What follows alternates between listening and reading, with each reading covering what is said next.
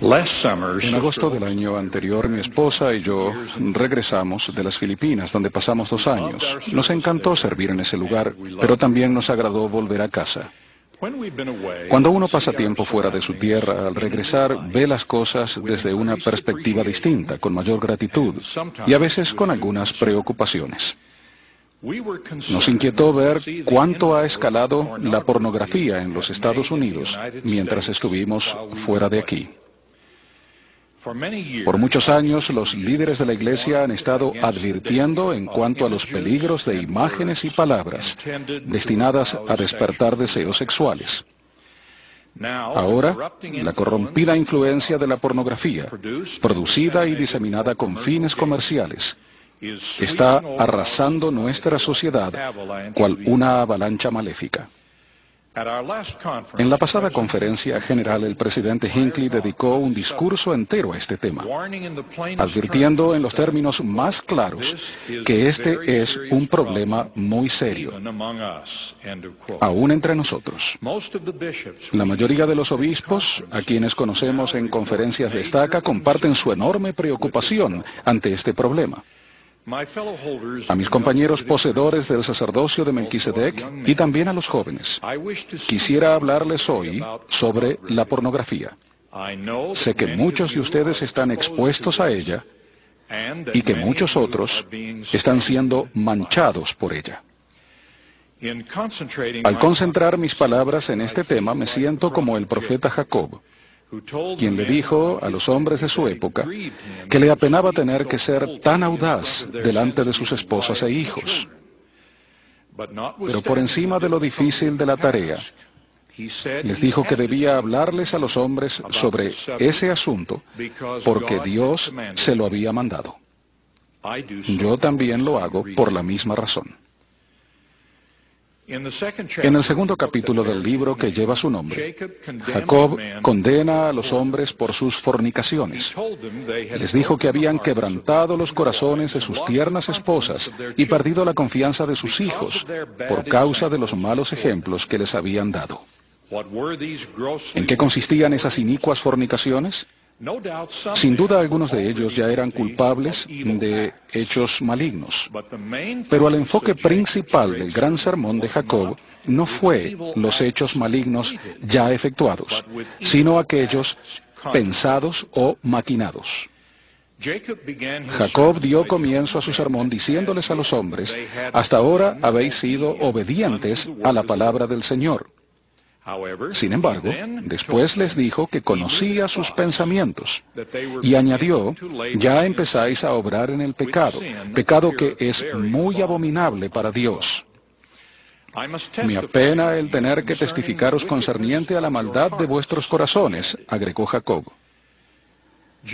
Y se expresó como lo hizo el Señor cuando dijo: quien mire a una mujer para codiciarla, ya ha cometido adulterio en su corazón.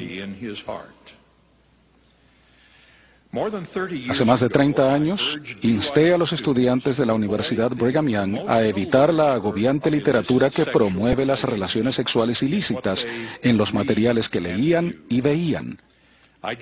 Y les hice la siguiente analogía. Las historias y fotografías pornográficas o eróticas son peores que los alimentos contaminados. El cuerpo tiene defensas que le permiten librarse de alimentos en mal estado, a excepción de algunas fatalidades. Una comida contaminada hará que la persona enferme, pero no causará daño permanente. Como contraste a ello, una persona que se deleita en historias indecentes o en fotografías o literatura pornográficas o eróticas, las graba en ese maravilloso sistema de almacenamiento al que llamamos cerebro. El cerebro no vomita lo indecente. Una vez que lo graba, permanece a la espera de ser recordado, esparciendo esas imágenes pervertidas por la mente, apartando a la persona de las cosas saludables de la vida. Ahora, hermanos, debo decirles que nuestros obispos y nuestros consejeros profesionales están observando un marcado incremento en la cantidad de hombres envueltos en la pornografía, muchos de los cuales son miembros activos. Algunos de ellos aparentemente le restan gravedad a la pornografía y continúan ejerciendo el sacerdocio de Dios porque creen que nunca nadie se enterará de lo que hacen. Pero ellos mismos lo saben, y también lo sabe el Señor. Hay quienes han sugerido que el tema de la pornografía debería ser una pregunta más de la entrevista para la recomendación del templo, pero ya está incluida. Hay por lo menos 5 preguntas que deberían sacar a relucir una confesión de este asunto si la persona que está siendo entrevistada posee la sensibilidad espiritual y la honradez que esperamos de quienes desean entrar en la casa del Señor. Una de las enseñanzas más memorables del Salvador se aplica a los hombres que secretamente miran pornografía. ¡Ay de vosotros, escribas y fariseos hipócritas! Porque limpiáis lo de afuera del vaso y del plato, pero por dentro estáis llenos de robo y de injusticia. Fariseo ciego, limpia primero lo de adentro del vaso y del plato, para que también lo de afuera sea limpio. El Señor continúa denunciando a aquellos que tratan lo que es visible, pero no limpian lo interior.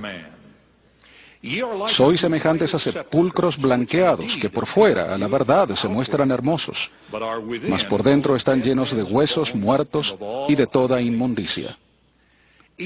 Así también vosotros, por fuera, a la verdad, os mostráis justos a los hombres, pero por dentro estáis llenos de hipocresía e iniquidad.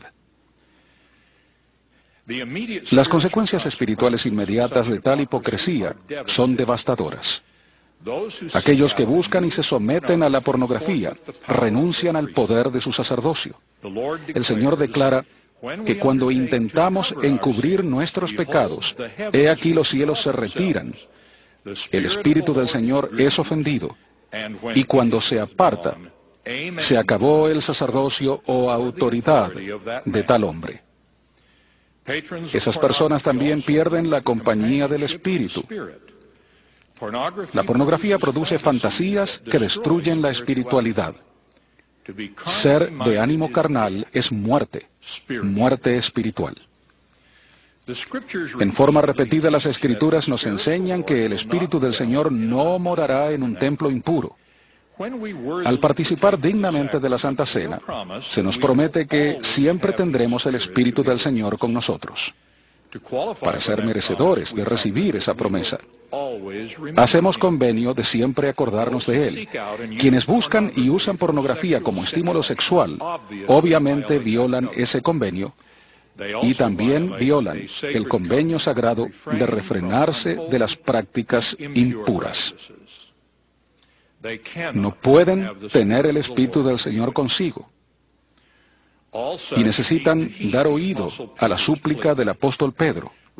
Arrepiéntete, pues, de esta tu maldad, y ruega a Dios si quizás te sea perdonado el pensamiento de tu corazón.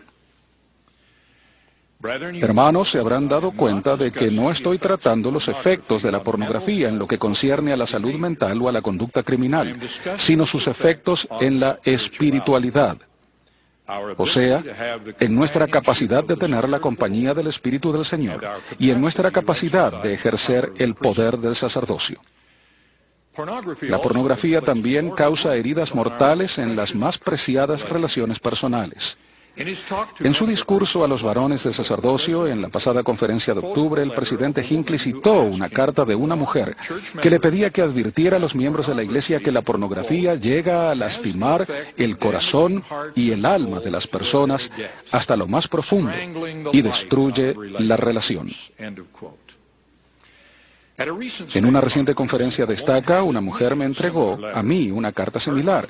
Su esposo también había servido en llamamientos relevantes de la Iglesia por muchos años, al mismo tiempo que estaba adicto a la pornografía.